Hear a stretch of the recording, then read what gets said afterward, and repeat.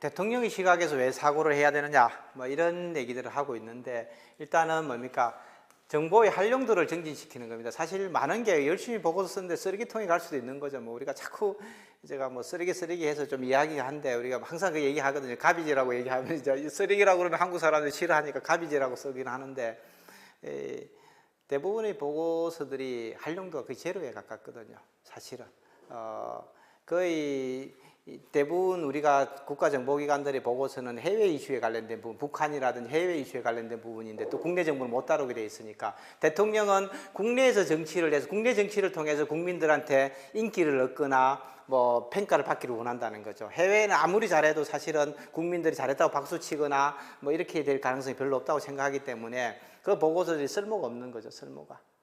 그런데 사실은 대통령이 국제 안보가 얼마나 중요하고 국내의 여론이라든지 이런 것보다도 해외하고 네트워크나 연결고리가 중요한 가치를 알면은 그걸 이해도가 훨씬 높아지고 활용도가 좋아지는 거죠. 보고서 자체가. 그래서 활용도 정진 측면에서 봐야 되는 거예요. 대통령의 시각에 접근하지 않으면 폐기됩니다. 폐기. 그다음에 정치인은 자신의 정치적 이익을 우선하지만은 어쨌든 합리적으로 설득을 해야 되는 거죠. 당신이 지금 하고 그만두고 가지만은 사실은 이게 국가의 20년, 30년의 미래에 연결되어 있다, 이런 얘기를 해야 되는 거죠. 근데 그걸 해서 나는 관심 없습니다, 이렇게 얘기할 사람은 별로 없어요. 대다수는 그렇습니까? 그러면은 제가 이러는 부분은 제가 잠깐 욕을 먹더라도 제가 결정하겠습니다, 이렇게 하는 사람들이 대통령입니다. 대통령. 대부분은 그렇게 한다는 거죠.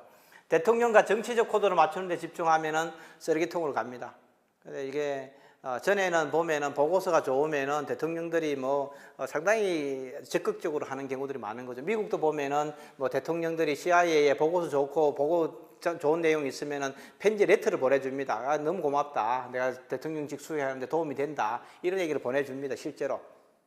우리는 대통령이 그런 사람은 아직까지 거의 없겠지만 직원한테 내 보고서 너무 마음에 들어가지고 너 승진시켜줄게, 이런 보고서는 편지는 안 쓰겠지만 어쨌든 대통령이 관심을 가져야 되는 거죠. 정보기관에 대한 불신도 해소돼야 됩니다. 사실은 과거 정부에서 어디라고 얘기하기는 좀 하지만 대통령 대면 보고를 안 받은, 대통령이 국정원장 보고를 안 받는 거죠. 정치적 이슈도 있고, 국정원장들이 어떻게 보면 옛날 국내 정보를 다룰 때는 대통령한테 살짝 꼬실 수도 있는 거죠. 이거 이렇게 하면은 뭐 지지도 한 10%는 올라갑니다. 다음 뭐 중간선거, 국회의원 선거인데 우리가 한판 싹쓸이 할 수 있습니다. 뭐 어느 쪽은 싹쓸이 할 수, 이런 얘기를 하고 싶은 거죠. 그래야 뭐 자기 자리도 보장이 되니까요. 근데 그런 유혹도 줄 수도 있고, 또 자기가 그런 유혹에 당했다는 의심을 받기 싫은 거죠. 그래서 한때는 대통령 보고를 못 들어오게 하는 거죠. 어차피 자기 쓸모없는 보고서 갖고 와봤자 의심만 받으니까 못 오게 하는 거죠. 뭐 대면 보고를 거부하는 이런 사례도 있고요. 국정원장 입장에는 국가에 대한 충성심과 헌신을 이끌어내야 되는데 사실은 뭐예요? 공무원들이라는 게 출근하면 월급이 나와요. 날짜만 되면. 일을 잘하도 못해도 월급은 나와요. 그리고 정년까지는 보장돼요. 이런 직장이 세상에 어디 있어요? 너무 좋은 직장이죠. 그런데 대통령이 이걸 본다고 얘기를 해야 직원들이 신경을 쓰는 거죠. 대통령이 안 본다고 그러면은 사실은 뭐 그럴듯한 보고서 쓰레기를 아무리 생산하는데 집중할 수도 있는 거죠. 그래서 그런 부분들이 기관장 입장에서는 직원들한테 그 헌신을 끌어내려고 그러면 대통령이 이 보고서를 중시한다는 생각을, 그런 인식을 심어줘야 된다는 거죠. 그게 중요하다는 거죠. 정권에 아부하는 것은 아니지만은 국가 정책의 성공을 위해 객관적인 솔루션이 좀 중요합니다. 객관적 솔루션들이. 지금 참 쉽지는 않은 것 같아요. 요번에 지금 이란 사태도 호르무즈 해협에 뭐 해군을 파견해야 말아야 이런 것들도 좀 쉽지 않은 이슈인 것 같아요. 뭐 저는 개인적으로 파견해야 된다고 생각 중에 하는데 꼴통이라서 보수라서 그런지 모르겠지만 어쨌든 좀 쉽지는 않은 것 같아요. 어쨌든 뭐 객관적으로 좀 입장을 갖고 있어야 될 것 같고요. 대통령의 눈높이에 맞춰서 해야 됩니다.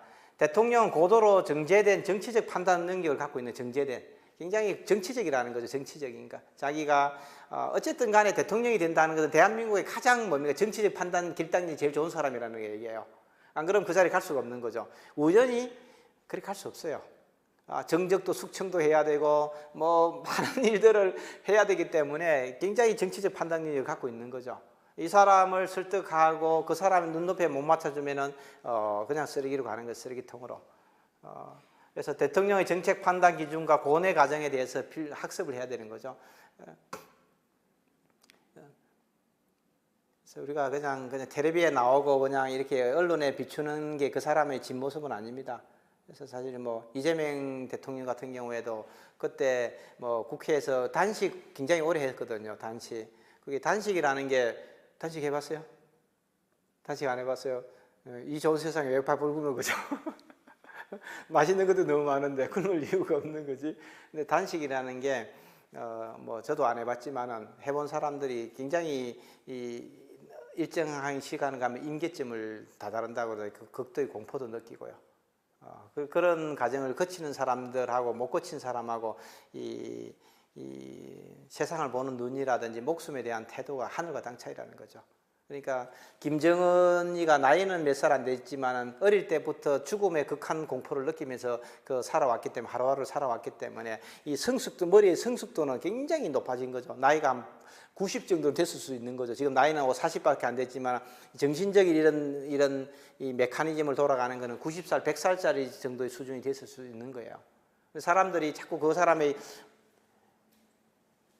물리적 나이에 대해서 우리나라 사람 자꾸 얘기해요. 어리다고 자꾸 생각하는데 어떻게 치열하게 삶을 살고 목숨을 걸어봤나에 따라서 사람의 성숙도가 완전히 달라지거든요. 그냥 일반적으로 사는 사람 100살, 1000살을 살아도 의미가 없어요. 근데 그런 과정을 겪은 사람은 전혀 다르거든요. 다르다는 거죠. 그래서 이 대통령의 정책 판단 기준 고민하는 과정들을 자기가 이해를 할 필요가 있는 거죠. 그래서 이런 걸 롤플레잉 한다고 그러는데 이런 게 굉장히 중요합니다. 그 다음에 정책 판단력에 대한 것도 필요하고 정치적 편향성이 타파해야 돼요.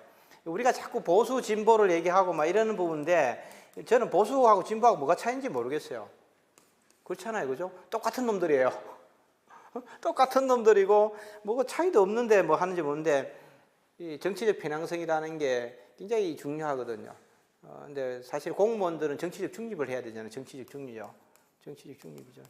정치적 중립인데 이게 뭐 국정원법이라든지 공무원법에 모든 게 명시되어 있는데 우리나라 공무원들이 이걸 안 지키려고 노력하는 거죠. 안 지키려고.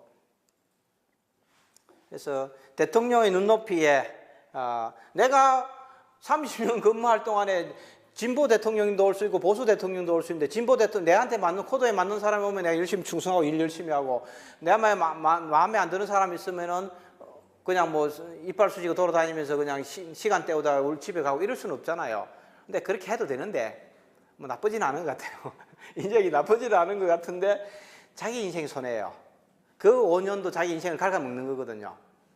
그 시간이 멈추는 건 아니거든요. 근데 사람이 약간 자기 자신을 속이는 치팅을 하게 되면은 마음도 변해요. 마음도 변하면은 자기가 양아치가 되어 있는 거예요. 사실은 양아치 조직에 있으면 양아치가 자기도 모르게 양아치가 되어 있어요. 자기가 그런 야가 빠진 생각을 가지고 국가에 충성하지 않으면은 또 이상한 인간이 되어 있어요. 5년이라는 게 생각보다 길어요. 생각보다 길어요. 그래서 이 정치적 편향성 이런 거 가지고 대통령을 판단하면 안 된다는 거. 대통령은 대통령일 뿐이에요. 내가 정치적 코드가 맞고 안 맞고는 그 다음 문제라는 거죠. 조직의 유상 강화로 직원 만족도가 향상됩니다. 사실 조직의 수장은 직원들이 어디 가서 칭찬받을 수 있는 그런 분위기, 사회적 분위기를 만들어야 되거든요. 직원들이 손가락질 당하고 욕먹게 해서는 안 되거든요. 근데 그런 책임감이 없는 사람들이 제법 있어요. 제법 있는데 일단 대통령이 신뢰하는 정보를 생산해 조직의 유상이 강화돼야 돼요. 그래서 참 그 사람들 열심히 일하는 사람들입니다. 이 사람들 덕분에 우리가 편안하게 살고 있습니다. 이런 얘기를 들어야 되거든요. 근데 그런 걸 못 들으면 안 된다는 거죠. 대통령이 그런 얘기를 해줘야 되거든요. 직원들이 자부심이 높아져야 돼, 자부심이. 근데 뭐 지금 뭐 예를 들면 판사나 검사들처럼 저 사람들이 손가락이 주자식들 사이코들 아니야, 미친놈들 아니야 이런 얘기하면은 그거 다니는 게 쪽팔리잖아요. 뭐 퇴근하면서 폐차를 숨기고 이렇게 들어가는 놈들이 그럼 마루 다녀요, 그죠? 쪽팔리는 게 그 마루 다녀요. 때리치워야지. 그런 게 제법 있거든요. 옛날에 뭐 이렇게 우리 이렇게 사건들이 있으면은 뭐 기업들 직원들도 자기 몰래 퇴근하면서 이거 출입증 숨기는 놈들 많아요. 쪽팔리다는 얘기거든. 쪽팔리다는 거거든요. 공무원들도 그런 놈들이 있거든. 자기 뭐 직업 안 밝히는 공무원도 생각보다 많아요. 정보기관 직업 말고도 자기 경찰이라고 얘기하는 사람도 많고 검사라고 얘기 못하는 사람 많고 판사라고 얘기 못하는 사람 많아요. 자부심이 없는 거죠. 자부심이. 사실 자부심이 굉장히 중요하죠. 퇴직 이후에도 제2의 인생을 사는데 도움이 되는 인생 일막을 살아야 된다는 거죠. 사실은 제가 보니까 청소년기에 1차 사회화 과정을 거치는데 2차 사회화 과정은 기업에 들어가서 조직에 들어가면 거치거든요. 근데 내가 만일에 오너가 대기업의 오너가 양아치예요. 예를 들면은 우리나라 얘기가 아니고 제가 어떤 회사라 얘기하는데 그럼 직원들도 다 양아치가 돼요. 안 그러면 그 회사 조직이 살아남을 수 없거든요. 뒤통수 까야 되고 갑질해야 되고 그렇게 안 하면 그 회사 조직이 살아남을 수가 없거든요. 공무원도 똑같아요. 내가 아무리 착한데 그 조직이 이상한 조직이에요. 그럼 그 저 30년도 거기서 살아남으려면은 나도 이상한 사이코패스가 돼 있는 거예요. 그러면은 이제 어떻게 되느냐? 가정에 와서 가족들하고 어울리지 못해요. 그다음 친구들하고 어울리지 못해요. 주변 사람들하고 어울리지 못해요. 고립되는 거예요. 그러니까 자기들끼리 모여서 술 먹고 자기들끼리 이제 살다 가는 거예요. 우리끼리 뭐 그냥 편해, 너무 좋아. 그런데 퇴직하고 나면은 사회에 적응이 안 되는 거예요. 생각보다 많습니다. 생각보다. 이 2차 사회과정 제가 지금 보면서 많이 봐요. 제가 이런 데 관심이 너무 있어갖고 제가 한 35년 동안 이걸 추적을 했어요. 35년 동안 퇴직하는 사람 추적해갖고 다 봤는데 생각보다 많아요. 거의 대다수의 사람들이 그래요. 그래서 제가 한 20년 전부터 야 그렇게 살지 마라. 양아치 조직 가지 마라. 너희 막 그런 데 안 가도 먹고 사는데 아무 지장 없다. 요즘 뭐 굶어 죽는 놈 누가 있냐? 뭐 이런 물론 뭐 가끔씩 텔레비에 나온 그런 일이 나온다 언론에 나오긴 하지만은 사실은 뭐 기본적으로 제가 열심히 살면은 굶어 죽을 일은 별로 없거든요. 사실은 확률이 굉장히 낮다는 거죠.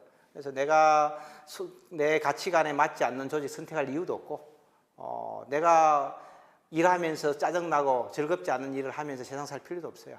인생이 짧아요. 100살까지 100살까지밖에 못 사는데 인생이 생각보다 짧고 또 아까워요.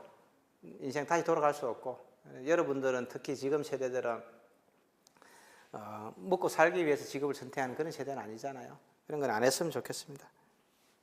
어쨌든 대통령의 시각을 가져야 되는 게 굉장히 중요하고요. 그 다음에 두 번째는 비판적 사고입니다.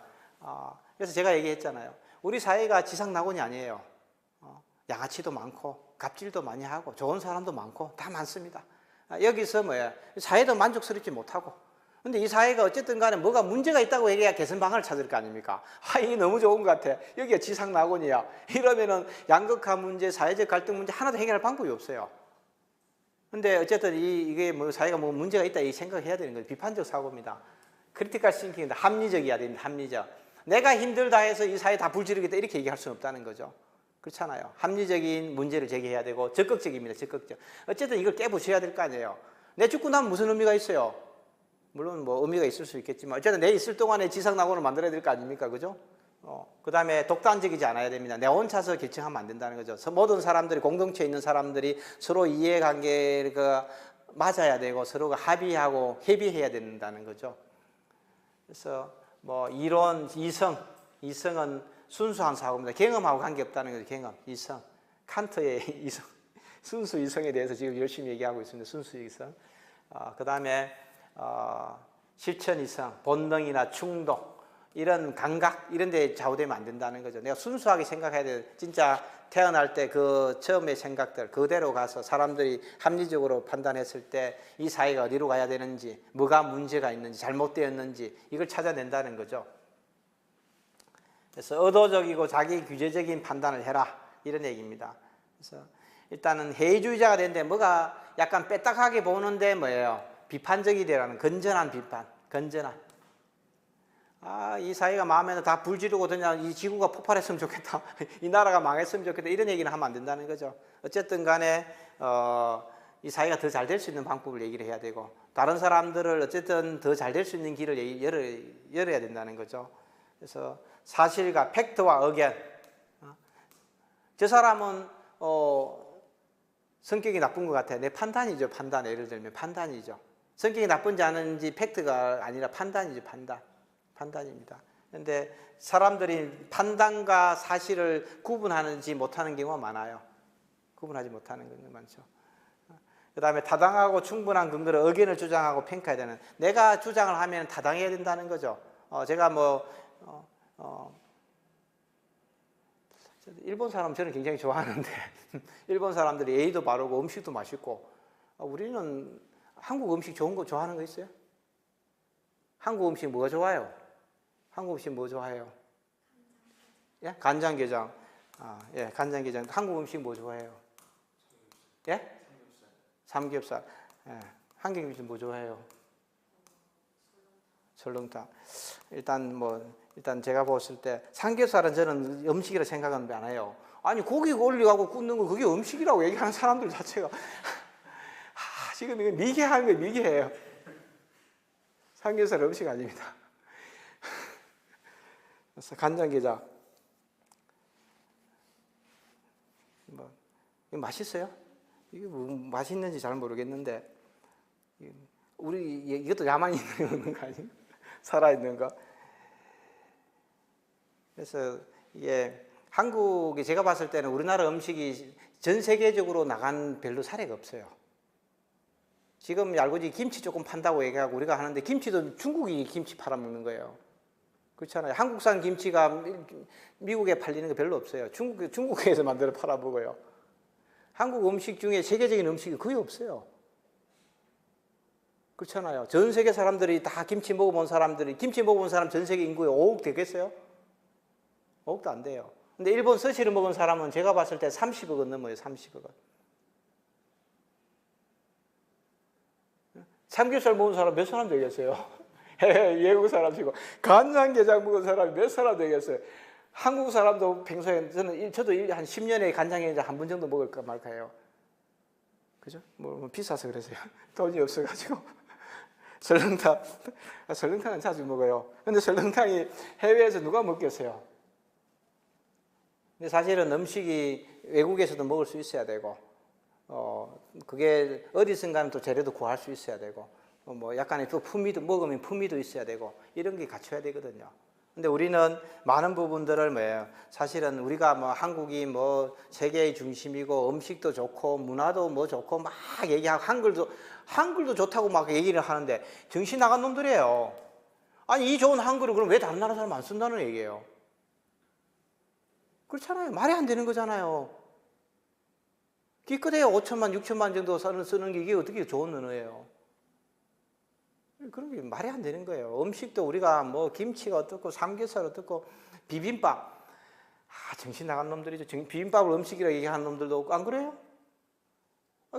그냥 해가지고 밥 넣고 얇고 고추장 넣고 야채 몇 개 넣고 비벼 먹는 거, 그게 음식이에요. 누가 그렇게 음식을 그렇게 먹어요? 사실은 우리가 굉장히 주관적이고 너무 독선적이고 너무 세계 중심적인 유아 독존, 우리나라 사람들이 그래요. 그런데 이게 의견들이 많은, 그러니까 한국 사람들이 해외 나가서 사실 융화가 안 돼요. 존중도 못 받고. 외국에서 살보면 한국 사람들하고 같이 별로 비즈니스 하려고 하는 사람 많지 않아요. 냉정하게. 외국인들 대부분 그렇습니다. 이렇습니다. 일단 다양한 관점, 주장이나 진술에 대한 편견. 사실 이것도 제가 한국인을 비하하는 편견을 갖고 있습니다. 저도 편견을 갖고 있는데 한국인은 별로 안 좋아하는 거죠, 제가. 왜? 손해를 좀 많이 봤으니까. 한국인을 안 좋아하기 때문에 한국인에 대해서 계속 욕을 하는 거죠. 그리고 또 그런 사람, 어떤 사람 저한테 그렇게 얘기하는 거죠. 그럼 이민 가라고. 근데 이민 갈 돈이 없어요. 이민 갈 돈이 없어서 한국에 살고 있는 거예요. 그래서 편견입니다, 편견. 주장이나 진술에 편견이 있는 거죠, 편견. 사실 이걸 깨기가 어렵습니다. 진짜 어려워요. 모든 사람들이 너무 자기 편견을 갖고 있는 거예요. 근데 이걸 깨지 못하면은 상위 1%는 못 가요. 돈은 벌 수 있겠지만, 자기가 사회적으로 존중받는 지도자는 될 수가 없는 거죠. 지도자가. 그래서 편견입니다, 편견. 그 다음에 특정 말에 대해서 숨겨진 의미와 가정이 있는 거죠. 특정 말에. 제도 얘기하는 거죠. 사실 우리가 한국에 대해서 제가 음식에 대해서 막 비하하고 막 이런 얘기들도 어떻게 보면 저도 다른 음식들 맛대가리 없어요. 사실은 일본 음식도 안 좋아하고 중국 음식은 너무 좋아해요. 너무 맛있는 게 너무 많아요. 비싸서 못 먹었지 맛없어서 못 먹은 중국 음식은 별로 없었던 것 같아요. 제가 지금까지. 근데 한국 음식 중에 맛있어서 먹은 음식도 제가 거의 없는 것 같아요. 그런 경험 있어요? 맛있어서 먹는 거예요, 게장을? 삼겹살이 맛있어서 먹는 거예요? 하여튼 희한한 사람들이에요, 그죠? 희한한 사람들이에요. 어쨌든 건전한 해주의입니다. 건전한 해주의. 비판적입니다. 일단은 우리가 제시문을 주는데 제시문을 줍니다. 논술은 기본적으로 제시문을 줍니다. AI에 대해서 얘기하면 AI에 대해서 도입하면 사람들이 사이코패스가 될 수 있다. AI를 도입하면 사람들은 놀면서 편안하게 인생을 행복한 지상 나오를 건설할 수 두 개를 주는 거죠. 그런 제시문을 주는 겁니다. 제시문을 줄 때도 우리가 유명한 사람이 쓰고 괜찮은 논문이라고 생각해서 이게 맞다 생각하면 안 된다는 거죠. 이 주장은 이래서 이 사람이 의도가 있다는 거, 의도가. 모든 사람은 말을 할 때, 글을 쓸 때 의도가 있어요. 남을 설득하거나 허위사실을 유포를 하거나 무슨 의도가 있다는 겁니다. 의도가. 그 의도를 찾아내야 돼요. 의도를 모르면 안 되죠. 야, 너 좀 바쁘냐? 배가 고프니까 밥 먹으러 가자는 얘기인데 내가 쪽팔리게 밥 먹으러 가자 얘기할 수는 없으니까 밥을 내가 안 살 거니까 이 친구 보고 밥 사라고 자꾸 얘기하는데 시간이 야 바쁘냐 자꾸 묻는 거죠. 공부할 게 남아서 묻는데 아니 뭐 공부할 게 남았다고 얘기하는데 이 친구는 밥 먹자고 얘기하는 건데 밥 사달라고 얘기하는 건데 그걸 모르면 안 된다는 거죠. 묻는 의도를 알아야 되는 거죠. 그렇잖아요, 그죠? 예, 그런 게 중요해요. 저녁 시간 다 돼가는 얘기라서 밥 얘기를 한 겁니다. 그죠? 그래서 비판적으로 글을 읽으면 비판적으로 이 사람이 의도가 있다는 겁니다. 아무리 공자고 맹자고 소크라테스고 플라톤이고 제 의도가 있다는 거죠. 제 의도가. 그 의도를 찾아내야 돼요. 의도를. 비판적으로 글을 읽으라는 얘기입니다. 해난 문제냐, 결론이 뭐냐, 이 사람이 쓰는 글을 쓴 가정이 뭐냐, 이런 게 있다는 거죠. 목적, 글을 쓴 목적이 있습니다. 그 다음에 목표도 있는 거예요. 목표. 그 다음에 개념, 특정한 단어의 개념이 있는 거죠. 개념, 컨셉. 그 다음에 뭐 관점, 세상을 부정적으로 보나. 그죠? 약간 빼딱하게 보는 사람들이 많잖아요. 세상이라는 비판적으로 보는 사람들이 많습니다. 관점이 비판적인 사람들, 부정적인 사람들이 많은 거죠. 부정적인 사람들. 함축, 뭔가의 의미를 내포하고 있는 거, 숨어 있는 거. 봤을 때 우리가 행간을 읽는다고 그러는데 글자 사이를 읽는 거예요. 글자 사이. 이 사이에 숨겨진 의미가 있다는 거예요. 이 사이에. 글자 사이에. 그 다음에 맥락, 백그라운드 이런 게 있다는 거죠. 그래서 글이라는 게 누구도 철학자든 유명한 사람이든 자기 의도를 다 숨어 있어요. 굿이에요, 굿인데 나쁘지는 않은데 좋지는 않은 거죠. 근데 내가 이 사람의 성격이 막 이렇게 막 밥을 먹으면서 빼딱하게 앉고 이 사람은 밥을 흘리고 뭐 이런 얘기를 썼으면 이 사람 개떡 같다는 얘기를 쓰는 거죠. 이 사람이 개떡 같다 쓰면은 직설적으로 쓰는 거고 밥을 흘리고 늙고 뭐 이렇게 얘기하면은 뭐야 은유적으로 쓰는 거거든요. 또 더 은유적으로 쓸 수 있는 거죠. 은유적으로 쓰면 쓸수록 굉장히 고도화된 지식이 되는 거죠. 굉장히 정치적이고 고도로 판단할 수 정제된 지식이 되는 거죠. 그거는 진짜 아주 철학자, 현학자 정도 외에는 쓸 수가 없는 거죠. 그게 쓰면은 땡큐죠. 내가 글을 쓸 때 그걸 가지면 좋다는 겁니다. 그래서 비판적 사고입니다. 비판적 사고. 분명한가? 애매한가? 정확한가? 명료한가? 프레시전이라고 정말 명료한가? 그 다음에 클래리티 뭐 이렇게 했는데 모호한지, 적절한가, 주제에 적절한가, 중요한가, 논리적인가, 그 다음에 넓은가, 보는 스펙트럼이 넓은가, 대한민국을 보는 게 아니라 주변 사강을 보는지, 글로벌을 전체를 보는지 이걸 보는 거죠. 글이 넓은가, 주제가 다양한 폭을 안고 있는가, 충분한가, 상대를 설득하는데 충분한 근거가 있는가, 깊이가 있는가, 여러 사람들 그냥 내가 열받아갖고 야, 저 사람 나쁜 사람이다. 자, 몽둥이들로 다 쫓아나와. 이렇게 얘기하는 건가? 아니면은 뭡니까? 저 모든 사람들이 다 마음속에서 끌어올려가지고, 분노를 일으킬 수 있는가? 이런 걸 보는 거죠. 깊이입니다. 이 사람이 하고자 하는 마가 뭔지, 왜 이런 글을 썼는지를 찾아내야 돼요. 나도 마찬가지. 내가 글을 쓸 때는 그걸 은유적으로 표현하면은 excellent, gorgeous 되는 거고, 그냥 막, 야, 이 사람은 개떡 같아. 이랬으면은, 그래서 비판적으로 어떻게 쓰느냐? 주어진 주제와 다른 대안적 견해를 쓰는 거예요. 대안적 견해. 이 사람들이 얘기하는 게 여기서 얘기한 거 우리나라 사람들을 보면 글을 쓰면 논술을 쓰면 제시문 A와 제시문 B에 있는 걸 갖다가 열심히 요약해가지고 막 플러스 약간의 알파래요. 이거 바로 해요. 이미 다 있는 얘기인데 이걸 쓸 것 같으면 바로 논술을 쓰라고 그래요. 대부분들은 제시문을 갖다 써요. 제시문을. 제시문은 참고사항이에요. 참고사. 제시문에 없는 내용을 써라. 제시문에 없는 것들을. 제시문에 없는 걸 써야 된다는 거죠. 제시문에 없는 해결책이 나와야 된다는 거죠. 그렇다 해서 창의적이지는 않습니다. 모든 사회에 있는 많은 일반적인 사람들이 갖추고 있는, 고민하고 있는 내용을 써도 돼. 이 제시문에 없는 걸 쓰라는 거예요. 제시문에 없는 거. 근데 대부분 사람들이 제시문 있는 걸 갖다 요약을 자꾸 해요. 그런 아무리 잘해도 50점밖에 안 되는 거, 50점. 비판적 글쓰기입니다. 핵심 개념의 정의가 명확한가? 개념. 예를 들어서 남북, 북한의 비핵화를 한다고 이렇게 얘기했어요. 이게 참 말도 안 되는 건데, 북한의 비핵화를 한다. 근데 북한은 어떻게 생각하느냐? 핵무기를 더 이상 안 만들겠다는 거예요. 지금까지 만든 건 오케이. 더 이상 안 만들겠다는 거예요. 더 이상. 한국은 뭐냐? 한반도에서 핵무기를 바깥으로 나갔으면 좋겠다는 거예요. 북한만. 미국은 갖고 있어도 괜찮은 것 같아. 이게 사실입니다. 미국은 어떠냐? 북한에 있는 핵이 지금 있는 거 다 파괴시켜. 앞으로도 만들면 안 돼. 핵무기를 개발하는 과학자들을 북한 밖으로 이주를 시켜야 돼. 왜? 언제 또 다시 만들 수 있으니까. 왜? 영변에 있는 핵시설 다 불능화시키는데 얘들이 뭐예요? 무수단에 가고 자기들이 또 한경도 가서 지금 핵실험하고 있으니까. 얘들 과학자가 있는 순간 언제든 다시 시작할 수 있는 거, 돈만 있으면요. 그래서 핵을 개발할 수 있는 모든 과학자들도 밖으로 이주를 하라는 거죠. 총살 안 하면은. 그게 미국의 뭡니까? 불가역적. 다시는 돌릴 수 없는 핵무기 능력을 없애겠다는 거예요. 그러면은 과학자 관련되는 평양 김일성 대학에 있는 놈들은 거의 총살을 시키는 거나 미국으로 이민을 보내줘야 돼요. 그게 미국이 원하는 거예요. 그런데 비핵화를 얘기하니까 서로 이미 기준이 달라요. 개념이 달라요. 개념이. 이걸 가지고 얘기하니까 30년 동안 답이 없는 거예요. 93년부터 6자회담 했거든요. 93년부터요. 지금까지 답이 없어요.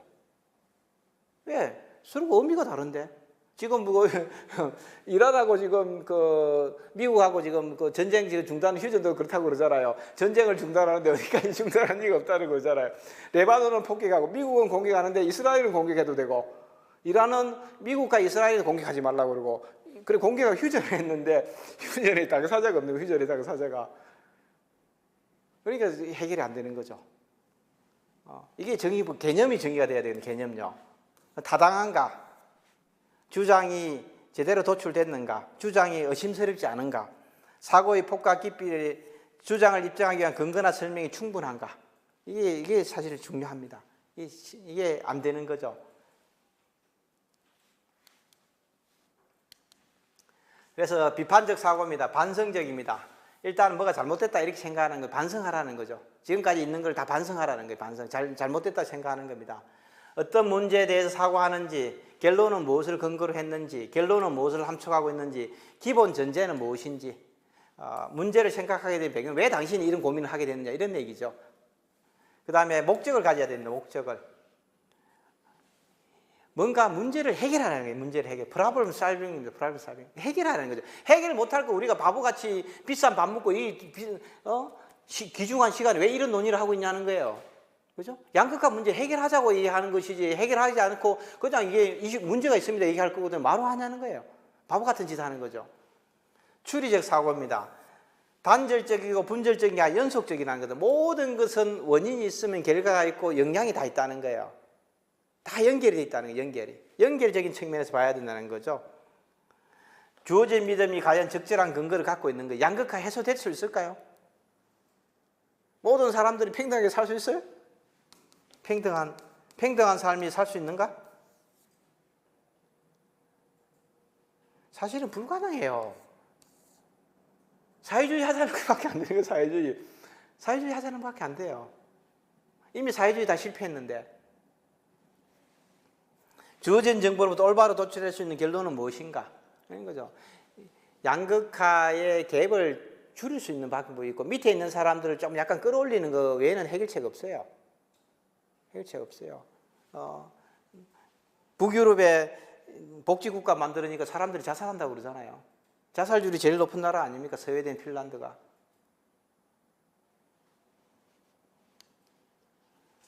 비판적 사고 능력은 분석적입니다. 분석. 의미를 파악하고 해석할 수 있는 능력을 가져야 됩니다. 해석. 의미를 파악하는 게 쉽지 않아요. 진짜. 쉽지 않아요. 그 다음에 논정적 사고입니다. 결론을 연역적이든 기납적이든 내가 뭡니까? 논리적으로 증명해내야 된다는 거죠. A, B, C. A, B 조건을 갖추면 C가 나오고 C는 뭐예요? 또 D와 1로 결론이 가고 이런 것도 논증을 할 수 있어야 된다는 겁니다. 그 다음에 변정적 사고입니다.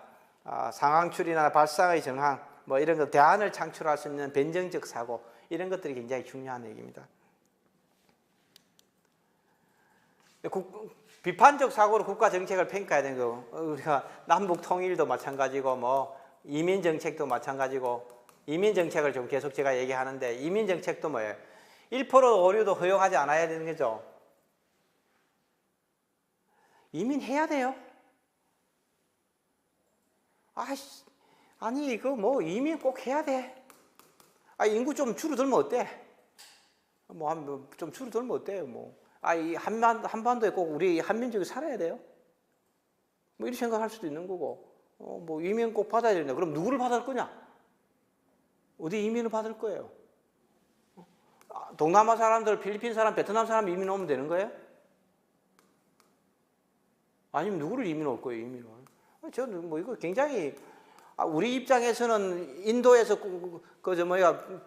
소프트웨어 개발 잘하는 코딩 잘하는 사람 실리콘밸리 가고 창업할 사람들이 우리 한 100만 명 오면은 다 해결될 것 같아요. 근데 인도 사람 한국에 와서 살 이유가 뭐 있어요? 춥고 한국 사람들만큼 외국인의 배타적인 사람 없고 백인들은 또 오면 괜찮지. 한국 사람 백인들은 높게 보니까 뭐 피부 좀 우리보다 시커먼면 일단 무시하잖아요. 근데 백인들이 왜 한국에 와서 살 이유가 뭐가 있어요? 집값 비싸고 음식 맛대가리 없고 왜 여기 와서 사냐는 거지. 그래서 이것도 마찬가지 이거죠. 이라크 전쟁도 정보 실패가 일어나는 거죠. 실제로 사실은 미국이 어마어마하게 피해 보는 거거든. 어마어마하게 국가적으로요. 대통령들이야 자기들은 뭐 저 한번 뭐 폼 한번 잡을 수 있지 모르지만 국가적으로 예산이 뭐 이번에도 이란 공격하면서 한 300조 이상이 돈 썼다는 300조 이상. 그 돈이면은 맨발로 걸어 다니는 놈들 얼마나 음식 푸드 스탬프 많이 줄 수 있겠어요. 그래서 폭넓은 사고, 풍부한 경험, 비판적 사고 이런 게 중요합니다. 그 다음에 행정 서비스가 공평하게 배분돼야 되는 거죠. 이게 또 우리나라가 안 되는 거죠. 사실은. 대통령이나 정치인은 우호적인 세력에 우선적으로 정책 혜택을 제공하려고 합니다. 자기 지지율을 끌어올리기 위해서. 근데 이게 이 정책이라는 게 그렇게 하면 안 되거든요. 모든 사람들이 다 차별받지 않고 공평하게, 공정하게 대우를 받아야 되는 거예요. 행정 서비스 자체가. 근데 그게 좀 안 되는 거죠. 대통령도 정치적 편향성을 제거해야 되는데 이게 또 쉽지 않은 거죠. 우리도 마찬가지입니다. 국민 통합과 단계를 끌어낼 수 있는 의견들이 나와야 된다는 거죠. 그 다음에 최적의 정책 대안을 모셔야 됩니다. 정보기관 직원들도 자기가 엘리트라고 생각해요. 사실은 우리가 육사 출신들이 엘리트라 생각해서 구태타 계속 일으키는 것처럼 또 정보기관도 일정 부분 그런 부분들이 있는 거죠. 내가 굉장히 제일 똑똑하기 때문에 다른 사람들은 내 의견을 따라야 된다 이런 생각을 갖고 있는 거예요. 내 판단을 따라야 된다 이런 부분들이 있다고 봐야 됩니다. 그래서 이런 부분들에 대해서 자기들을 깨줘야 되는 거죠. 그 다음에 조직 내부의 악마의 대변자를 양성해야 됩니다. 끊임없이 비판적 사고를 하고 대안을 제시할 수 있는 사람들이 중요합니다. 그래서 기존의 관념과 상식을 뒤엎는 최적의 대안을 찾을 수 있어야 되는데 이게 잘 안 되는 거죠. 우리는 그게 잘 안 되는 게 문제가 있습니다. 비판적 사고로 정책의 질을 높입니다. 여론에 휘둘리지 않고 최적의 정책을 수립하고 hen자로 불릴 수 있을 만큼의 뛰어난 국사가 뭐예요? 히스토리 역사인가? 이 국사는 뭐예요? 이 국사? hen자는 뭐예요? 한자 안 배운 세대네. 그래서 이건 뭔데? 일단은 다르죠. 이거 hen자가 뭐예요? hen자? 그렇죠. 잘하네요. 충분한데 이거는 국사는 뭔데? 이 사자는 무슨 사자예요?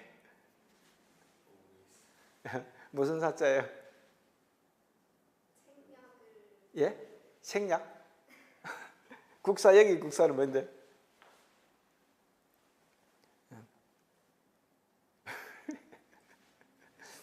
리트리시가 요즘 안 된다고 요즘 문해력이 없다 지금 요즘 청년들 계속 얘기하는데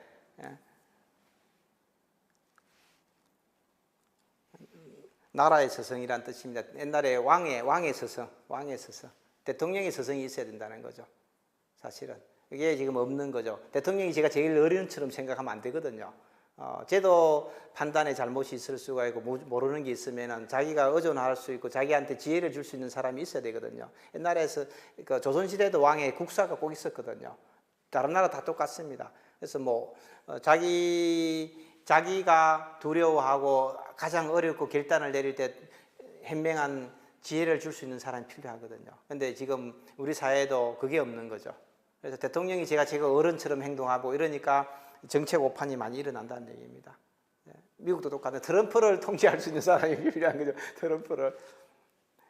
예스맨을 경계해야 되는 거죠. 뭐 이런 게 쉽지는 않은데 굉장히 중요한 이슈인 것 같습니다. 옛날에는 이런 게 하니까 왕조가 100년, 500년씩 가는 겁니다. 근데 우리는 그게 없으니까 권력이라는 게 5년, 10년도 가기 어렵다는 거죠. 그 다음에 논리적 사고입니다. 논리적 사고. 논리적 규칙과 행식이 따른다는 거, 논리적 규칙과 행식이 있다는 겁니다. 관찰된 사물을 대상으로 가치나 규범을 주는 정당 실질 사고는 구분된다. 원인과 결과를 구분하고 결론이 타당하게 내려지는지 판단하는 겁니다. 그래서 평상시 주변 환경에 관찰을 많이 해야 됩니다. 관찰. 어떻게 이렇게 프로세스 가는지, 어떤 일이 일어나면은 그게 어떻게 진행이 되고 어떤 결론이 나오는지 그걸 보면은 논리적으로 갈 수 있는 길을 찾아내는 거죠. 그래서 우리가 기본적으로 정보를 다루는 사람은 역사를 보는 겁니다. 역사를. 이러이러하니까 나라가 망하더라는 거죠. 나라가 망할 때는 어떻게 망해요? 왕이 일단 개판이 됩니다. 왕이 개판이 되니까 뭐예요? 신하들이 개판이 돼요. 자연스럽게 망하는 거예요. 근데 왕이 정신이 똑바로 박힌 나라가 망한 적은 없습니다. 지도자가 개판이 되면 다 망해요. 백성들이 현명한가 망한 게 없습니다. 지도자의 문제입니다. 공무원의 문제고, 그 다음에 정보를 분석하는 습관, 그러니까 추리를 통해 가치를 창출하는 이런 게 논리적 사고입니다. 그래서 제로 베이스를 사고해라. 제로 베이스. 제로다, 제로. 아무것도 없다 생각해라. 모든 사람은 뭔가 출발점이 있어, 출발점. 그래서 조금씩 이렇게 변해야 된다고 생각하는 거예요, 점정적으로. 근데 이 출발점이 없이 여기서부터 출발하면 다르다는 얘기죠. 제로 베이스입니다, 제로. 고정관념을 버리라는 거죠. 새로운 각도로 생각하고 관점으로 부정하면 돼요, 부정. 제가 얘기하잖아요. 한국은 음식이 없다. 맛있지 않다. 이런 얘기 하니까 많이 보여요. 많이 보이는 거죠. 음식이라는 게 약간의 숙성기간도 좀 필요한 것 같아요. 그죠? 숙성기간도 필요하고 모든 사람들이 입맛에도 좀 맞아야 되고 또 내가 누군가에게 대접할 수 있는 정도는 돼야 되거든요. 내가 가장 좋아하는 사람, 내가 존경하는 사람한테 가서 대접할 정도는 되는 게 음식이거든요. 그런 게 좀 중요한 것 같습니다. 가능성을 최대한 확대하고 창조를 하는데 할 수 없다는 생각을 버리라는 게 할 수 없다. 이런 것들이죠. 그 다음에 어떤 털이 있는 털이 있는 그런 생각을 해야 된다는 거죠. 털이 있다는 것은 뭡니까? 이 안에 밖으로 나올 수가 이렇게는 삐져나올 수 없다는 거지. 생각이 연결되지 않는다. 이 안에 갇혀야 된다는 거죠. 갇혀야 된다는 거죠. 예외가 없다는 건데 예외가 없다는 얘기입니다. 누락과 중복 없이 정보를 정리하고 이 틀 안에 이 박스 안에만 넣어야 된다는 이 박스 안에. 그러면은 이 박스가 위도 있고 아래도 있을 거고 오른쪽도 있고 왼쪽도 있을 거고 그 정보를 배치하면 논리적 구조가 뭡니까? 이 프레임이 박스가 쪼그라들거나 깨지지 않거나 늘어나지 않아야 된다는 거지. 그렇잖아요. 위치가 있어 정해질 거 아닙니까? 무거운 건 아래 가고 가벼운 건 위로 가고 뭐 이렇게 평면적인 것도 오른쪽에 붙고 뭐 각이진 거는 왼쪽에 붙고 뭐 이렇게 정해질 거라는 거죠. 프레임이라는 거는 뭔가 틀이 짜여져 있다는 거예요. 그 틀 안에 이 틀에 맞게 내가 갖고 있는 생각들을 정리를 하면 그게 논리적이 된다는 얘기예요. 일정한 지식이 필요하고 독립적이나 체계 속에 시스템이라는 거 시스템이라는 게 뭐예요? 뭔가 이게 서로가 연결됐다는 거죠. 그죠? 연결됐다는 거예요. 이게 하나하나가 자갈이 또 혼자 돌아다니는 게 아니라 뭔가에 서로가 연결됐다는 거예요. 연결. 옵션입니다. 옵션. 새로운 것들은 새로운 거. 뭔가 이게 아닐 때 다른 것이 있다는 거예요. 다른 거. 그래서 여러 가지 선택상을 설정하고 모든 방향의 선택선을 검토하고 토론을 통해 객관적으로 의사결정을 해라.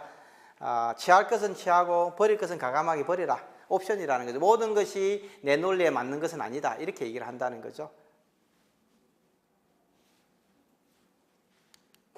그래서 논리적 사고로 정책을 위반해야 되는 이유입니다. 정치인들 대부분이 비논리적이라는 거죠. 우리나라 사람들 모두가 다 비논리적입니다. 그래서 뭐 후진국일수록 비논리적인 선동이나 정치 구호가 정권을 쟁취하는 데 큰 도움이 됩니다. 그죠? 뭐 여러 가지 있습니다. 뭐 정치인들이라든지 관료들도 굉장히 포퓰리즘적이죠. 기존 정책의 수정이나 새로운 정책도 뭡니까? 논리적 사고가 굉장히 요구되는 그런 부분들이 있고요. 그래서 과거부터 진행하던 정책이 무조건 옳거나 좋다고 주장하는 것이 아니라는 거죠. 기존 정책도 잘못됐다고 판단하면 수정해야 되고, 국가 정책의 완성도를 높여야 국민의 지지 획득에 용이하다는 겁니다. 그래서 이게 대부분이 우리는 지금 보면 모든 걸 처음부터 다 엎어버리는 거죠. 정권 바뀌면 정권 바뀌면 엎어버리되 그건 잘못됐다는 겁니다. 정책적 논리는 허점이 없도 시스템적 차원에서 접근해라. 그래서 우리가 사실은 작은 나라는 아닌 겁니다. 인구가 5천만이 넘는 건 작은 나라는 아니라는 얘기죠. 그래서 국가 정책이 국가를 움직이는 핵심 키 드라이버다. 뭐 이런 주장도 하고 있는 것 같습니다.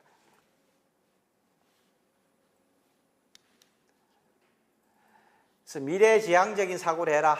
현실에 대해서 현실을 좀 뭐보다는 좀 미래를 얘기를 해라. 현실이라는 게 별로 안 좋으니까. 그래서 정치적, 경제적, 사회적, 문화적, 기술적 관점이라는 게 종합적으로 갖고 있어야 된다. 이런 것들입니다. 뭐 정치적으로 일본하고 관계, 한일 관계 같은 게 한일 문제죠. 한일 문제. 한일 문제인데 우리가 이게 좋아져야 되나? 나빠져야 되나? 뭐 이런 것들도 얘기할 수 있는 거죠. 그죠? 좋아져야. 한일 관계를 잘 가져가야 되는가? 아니면 우리가 일본하고 그냥 원수가 돼서 그냥 관계를 단절해야 되는가? 뭐 이런 얘기들을 하면 정치적으로는 어떻게 해야 되는지, 경제적으로는 어떤 부분들이 있는지, 사회적으로는 어떤 부분들이 있는지, 문화적으로는 어떤 부분인지, 기술적으로는 어떤 부분이 있는지를 종합적으로 판단해서 결정해야 된다는 거죠. 그냥 역사 왜곡 문제, 뭐 정신대 문제, 위안부 문제만 가지고 정책을 결정하면 안 된다는 거죠. 근데 지금까지 보면은 그런 거 가지고 문제를 정책을 결정하다 보니까 계속 신뢰가 안 쌓이는 거죠. 신뢰가. 뭐 예를 들면은 일본이 식민지 지배하면서 우리나라 정신대 문제가 있다. 예를 들어서 한국 여자들 뭐 정신대로 뭐 10만 명을 끌고 갔다. 근데 아마 중국에서 정신대를 끌고 간 사람은 50만 명은 넘을 거예요. 중국이 우리보다 훨씬 큰 피해를 받았어요. 난징 대학살은 50만 명, 30만 명에서 일본 주장은 한 30만 명, 중국 주장은 한 50만 명 정도 죽였어요. 50만 명. 난징을 함락했는데 얘들이 항복 안 한다고. 민간인들을 50만 명을 죽였어. 50만 명을요. 진짜 사람 씌워놓고 칼을 하나 가지고 사람을 몇 명을 동시에 죽일 수 있는지, 칼이 사람을 목을 치면은 계속 이 기름기가 묻어서 목이 안 잘려요. 그래서 칼 하나로 사람 몇 명을 죽일 수 있는, 총알이 몇 명을 뚫고 지나갈 수 있는 그걸 연습을 다 했어요. 50만 명 죽였어. 50만 명이요. 그런데 최근까지 그 얘기를 듣고 있었던 거예요. 위안부도 중국이 훨씬 많이 들어갔어요.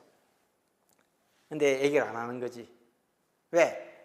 국가에게 도움이 되지 않는다고 생각했다는 거죠. 그래서 사실 이게 전체적으로 다 지금 봐야 되는데 이걸 지금 안 보고 있는 게 문제라는 겁니다. 그래서 사실은 뭐 정책자들 현실에 집착하는 게 현실에. 우리나라 정책 결정자들은 5년도 안 봐요. 지금 오늘 내일만 지금 보고 있는 거죠. 그런데 공무원들이 미래를 보지 않으면 누가 봐요? 봐줄 사람이 없는 거죠. 봐줄 사람이. 그 다음에 미래지향적인 비전을 해야 국민들이 통합됩니다. 현실이 100% 만족되는 사람 아무도 없어요. 내가 봤을 때는 삼성그룹 이재용 회장도 삼성전자 회장이지. 어쨌든 쟤도 그 100% 지금 여기 천국이라고 생각하겠어요? 제가 봤을 때는 그럴 거 없어요. 대통령도 여기가 천국이라고 생각하겠어요? 그럴 가능성이 별로 없는 거죠. 모든 사람이 현실에 만족하지 않아요. 그래서 미래를 자꾸 얘기하는 거죠. 미래를. 그래야 또 국민들 통합도 국가 이익도 도움됩니다. 정보기관 자체의 흥망이 국가 운명과 일치합니다. 사실 정보기관이 망하면은 정보기관이 국가의 위기를 예측하고 대비하지 못하면 나라 망하는 거죠. 어떤 나라도 똑같습니다. 옛날도 똑같고 지금도 똑같습니다. 그래서 지금 뭐 이란 전쟁에서 모사드가 최전선에 서 있는 것도 모사드, 이란의 모사드가, 이스라엘의 모사드가 최전선에 서 있는 거고, 지금 뭐 미국도 보니까 뭐 조종사 탈출해하고 찾는데 CIA가 찾았다고 그러잖아요. 미 육군이 찾는 게 아니고 네이비 실이 찾는 게 아니고 CIA가 찾는 거, CIA가. 정보기관이 최앞선에 설 수밖에 없어요. 그래서 미국 정보기관이 요원들에게 인테그리티라고 그럽니다. 한국말로는 번역이 조금 어려운데 정직, 책임 뭐 이런 의미도 다 들어가 있습니다. 정직, 책임, 뭐 이런 것들, 헌신 이런 의미 다 들어 있습니다. 이게 고결성이라고 그러는데 일단은 뭡니까? 진실을 얘기해야 된다는, 진실을. 내가 좀 편하자고 거짓말을 하면 안 된다. 진실을 얘기해라. 그다음에 자신이 행동하고 작성하고 말한 것에 책임을 지라, 책임을. 자기가 이렇게 정책을 해야 됩니다 했으면 자기가 책임을 져야 된다는 거예요. 그게 이행되도록 노력도 해야 되고, 이행되면은 뭐가 문제 있는지도 찾아서 보완도 해줘야 되고, 그런 노력을 해야 된다는 거죠. 그 다음에 위험, 정보기관의 업무라는 것 자체가 굉장히 생명을 담보로 해야 될 정도로 위험할 수 있다는 얘기입니다. 거기에 대해서 자기가 리스크를 안아야 된다는 얘기입니다. 그 다음에 국민의 세금을 사용함에 있어서 책임을 지고 부끄러움이 없어야 된다. 모든 직원에게 동등한 기회를 주고 성과에 대해서 공평하게 보상받아야 된다. 이런 얘기를 하는 거죠. 이게 굉장히 중요합니다. 중요한데 우리나라 정보기관들이 이런 게 좀 부족하다는 거죠. 부족해서 제가 얘기를 하는 겁니다. 그래서 윤리교육을 해라. 뭐 이런 얘기도 많이 하고 있습니다. 윤리교육. 에틱스라는 것 자체가 인간으로서 행동해야 될 도리라 이렇게 볼 수 있는데, 인간, 짐승이 아니라는 거죠. 우리는 짐승이 아니니까 인간인데, 인간이라는 거는 뭐 인간이 갖춰야 될 기본적인 자세가 있는 거죠. 어떤 사회 규칙이라든지 또 뭔가 보이지 않는 도덕에 대한 어떤 그런 부분들, 이걸 지키라 이런 얘기를 하는 거고, 근데 대부분 정보기관들은 뭡니까? 도덕적 도전을 받을 수밖에 없다는 거죠. 국가 이익과 안보를 위해서 내가 거짓말도 할 수 있고 사람을 죽일 수도 있고, 내가 사기를 칠 수도 있고 도둑질을 할 수도 있다는 얘기입니다. 뭐 이런 부분들에 대해서 내가 어떤 기준을 갖고 있을지, 행동에 대해서 이런 것들도 좀 고민을 해야 될 것 같고, 임무가 개인의 도덕적 기준을 침해하지 않도록 좀 배려도 해줘야 되고, 잘못된 행동에 대한 처벌이 뭡니까? 법률적 제재가 아니라 개인의 이익 추구와 관련되어 있어야 된다 이런 얘기도 하고 있고, 성과를 제대로 평가하고 공정하게 해야 된다. 뭐 이런 얘기들 쭉 하고 있습니다. 윤리교육 쉽지 않습니다. 우리도 지금 끊임없이 여기에 대해서 문제가 일어나고 있는 거죠. 문제가 일어난다 보면 될 것 같습니다. 그래서 21세기 정보 전문가가 갖춰야 될 지식과 능력은 뭐냐? 그냥 제 얘기입니다. 제 얘기. 업무 지식도 많이 알고 있어야 되고, 첩보 수집이나 정보 분석 지식들, 서베일런스, 감시, 미행, 추적, 뭐 이런 것들, 이런 능력도 있어야 되고, 그 다음에 글로벌 업계의 지식들, 관련 법률들, 그 다음에 조사 기법들, 뭐 증거조사나 신문법, 포렌식이라고 이런 말 쓰죠. 포렌식, 디지털 포렌식 뭐 이런 얘기를 쓰는데, 디지털 포렌식 뭐 이런 것들, 신문법도 이런 것도 중요합니다. 사실은 우리가 권력을 쥐고 있을 때는 신문하기 쉽습니다. 급주면 되는데 공문하면 되고, 내가 그런 걸 할 수 없을 때 신문하는 것은 대화술밖에 없거든, 대화술요. 그래서 그런 것들이 굉장히 중요한데 그런 교육들을 거의 받지 않는 거죠. 그 다음에 보고서 작성 능력, 프레젠테이션 능력들, 그 다음에 뭐 비밀 유지라든 청렴이라든 객관성, 윤리적 소양 이런 것도 좀 필요할 것 같고, 그 다음에 뭐 권력과 부정한 돈에 대한 초연함 이런 것도 중요할 것 같습니다. 사실은 뭐 돈을 벌기는 어렵습니다. 돈을 벌기는 어렵고 빨리 사표 쓰고 나와야 돼. 돈 벌려면 빨리 사표 쓰고 나와야 되고, 민간에서 돈을 벌어야 되고, 그 다음에 합리적, 논리적 사고 이런 능력이 중요하지 않을까 생각합니다. 제가 한번 35년, 한 40년 가까이 이런 영역에서 수많은 사람들 보면서 말로가 존경스럽거나 뭐 행복한 사람들을 많이 보지 못했어요. 많이 보지 못해서 참 안타깝습니다. 안타깝는데 어쨌든 좀 고민을 해볼 필요성이 있을 것 같습니다. 어쨌든 나이 들수록 사람은 즐겁고 행복해야 되고, 다른 사람한테 존중을 받고, 존경을 받으면 좋고, 존중은 최소한 받아야 돼. 사람 손가락질 빨고 욕을 먹지는 않아야 되거든요. 근데 그게 그렇게 살기 쉽지 않아요. 쉽지 않다는 거죠. 그래서 어쨌든 뭐 그런 부분에 대해서 좀 고민했으면 좋겠다 생각을 갖고 있습니다.